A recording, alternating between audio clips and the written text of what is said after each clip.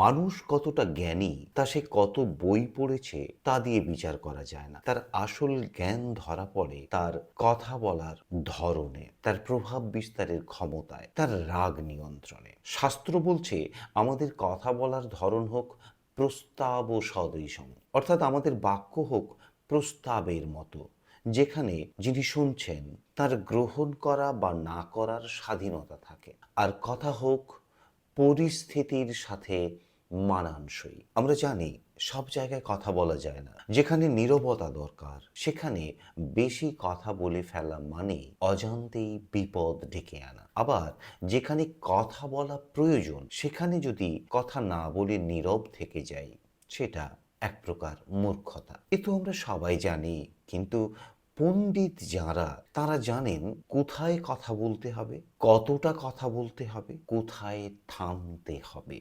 শাস্ত্র বলছে আমাদের আচার আচরণ হোক প্রভাব ও সদৃশম প্রিয়ম, অর্থাৎ যতটা সুন্দর হলে মানুষ কারো দ্বারা প্রভাবিত হয়, ঠিক ততটাই সুন্দর হোক আমাদের আচার আচরণ, আমাদের কথা বলা, আমাদের মুখের ভাষা হোক ঠিক ততটাই মধুর। আমরা সবাই জানি সব মিষ্টি কথা সত্যি হয় না, আবার এটাও জানি যে সব সত্যি কথা মিষ্টি হয় না। কিন্তু যিনি পণ্ডিত তিনি জানেন কারো মন জেতার জন্য অযথা মিথ্যে কথা বলার প্রয়োজন নেই।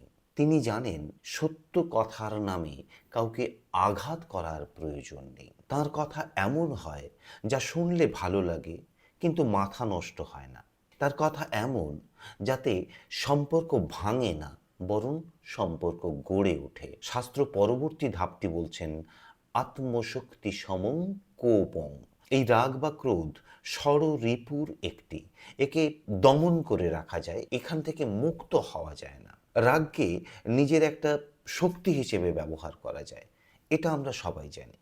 কিন্তু পণ্ডিতেরা জানেন তার ক্ষমতা কতটা, তার সীমা কতটা এবং কোথায় কতটা রাগ দেখানো দরকার। এক গ্লাস জল তুলতে গিয়ে যতটা শক্তির প্রয়োজন সেখানে এক বালতি জল তোলার মতো শক্তি আমরা কখনো ব্যবহার করি না। তাই পণ্ডিত ব্যক্তিরা, জ্ঞানী ব্যক্তিরা যত্রতত্র রেগে যান না, আবার প্রয়োজন হলে দুর্বলতাও দেখান না। তারা রাগকে ব্যবহার করেন আত্মরক্ষার জন্য, ন্যায়ের জন্য এবং অন্যকে তার সীমা বুঝিয়ে দেওয়ার জন্য। কারণ তাঁরা জানেন রাগ তাঁর দাস, তিনি রাগের দাস নন। অর্থাৎ ডিগ্রি নয়, ডিগনিটি প্রকৃত জ্ঞানীর বৈশিষ্ট্য।